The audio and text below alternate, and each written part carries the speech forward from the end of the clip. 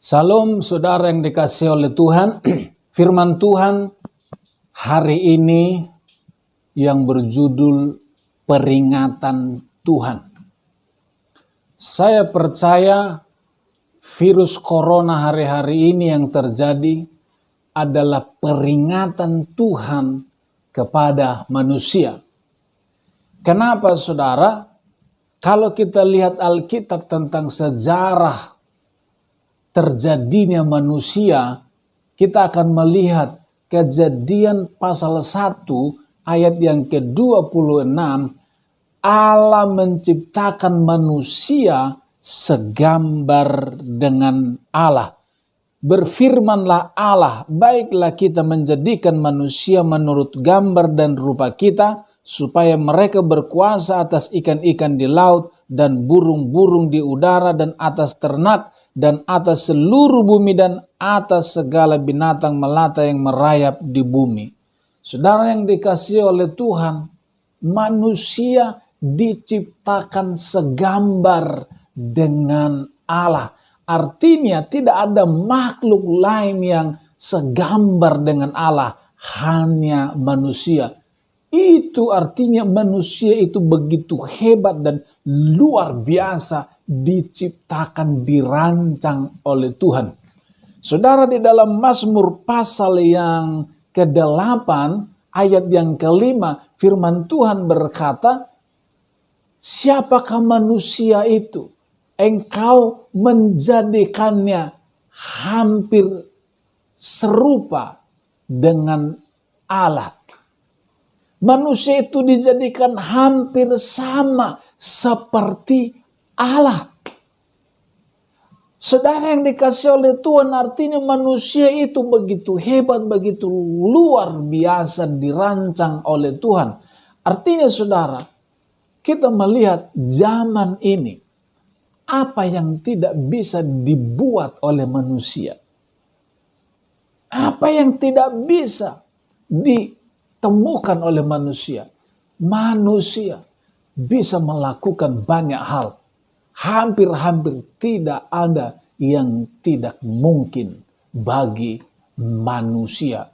Saudara yang dikasihi oleh Tuhan, kita bandingkan dengan zaman dahulu kala, zaman batu, transportasi, komunikasi, pertanian, pendidikan, begitu jauh ketinggalan saudara. Kita melihat hari-hari ini perkembangan transportasi. Kalau dulu dari sini ke Sumatera harus naik bis berhari-hari. Dulu tidak ada pesawat, sekarang sudah bisa mengelilingi bumi ini dengan naik pesawat. Saudara, dulu kirim surat dari Sumatera ke Jawa butuh waktu minggu-minggu bahkan berbulan-bulan, bertahun-tahun. Hari ini hanya dengan sentuhan jari kita bisa komunikasi dengan semua orang di dunia. Kita lihat perkembangan zaman yang begitu luar biasa. Dalam dunia pendidikan, di dalam dunia pertanian, saudara, semua mengalami kemajuan yang luar biasa. Siapa yang melakukannya? Manusia. Menemukan komputer, menemukan dulu mesin menjahit pakai tangan, sekarang semua serba canggih. Saudara yang dikasihi oleh Tuhan, begitu hebat manusia itu, saudara. Bapak Ibu Saudara yang dikasihi oleh Tuhan, hidup manusia akhirnya begitu nyaman, saudara. Bahkan manusia hari-hari ini bisa menciptakan uang untuk bekerja bagi dirinya sendiri.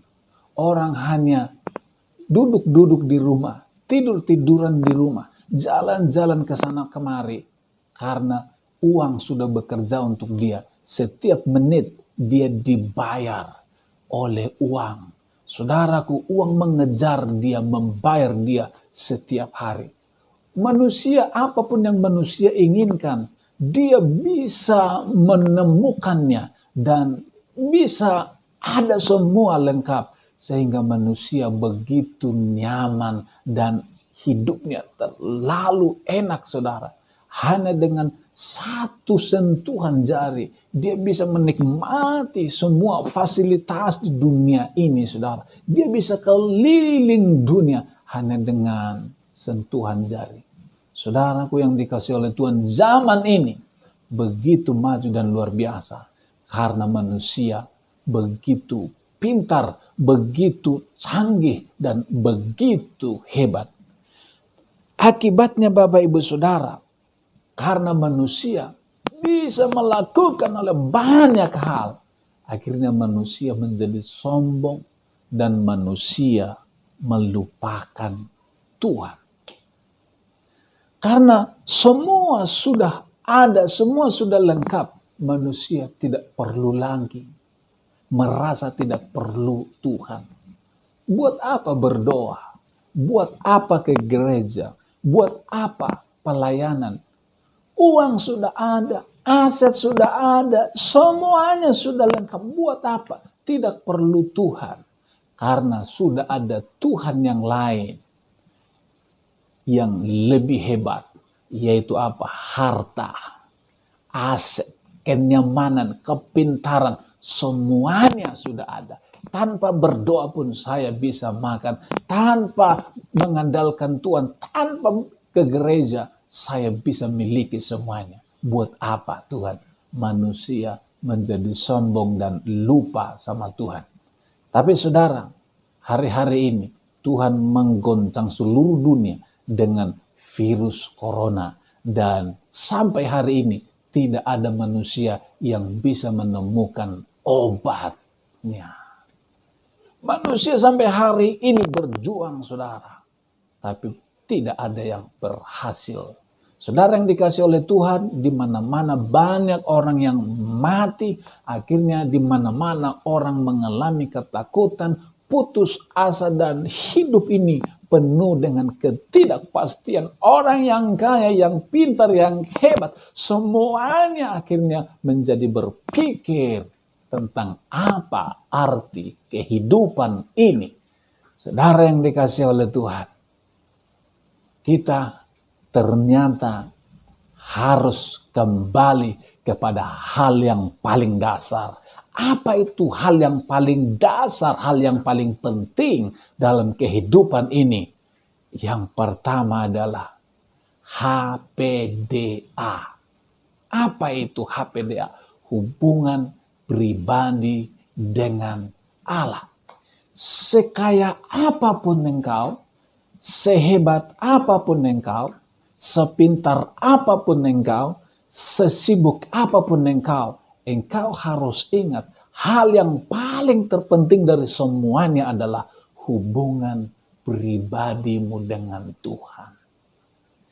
Saudara dan saya, kita harus menyediakan waktu pribadi untuk ngobrol dengan Tuhan setiap hari.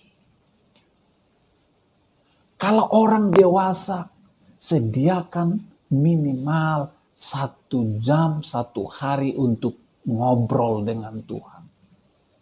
Kalau anak muda, sediakan setengah jam ngobrol dengan Tuhan.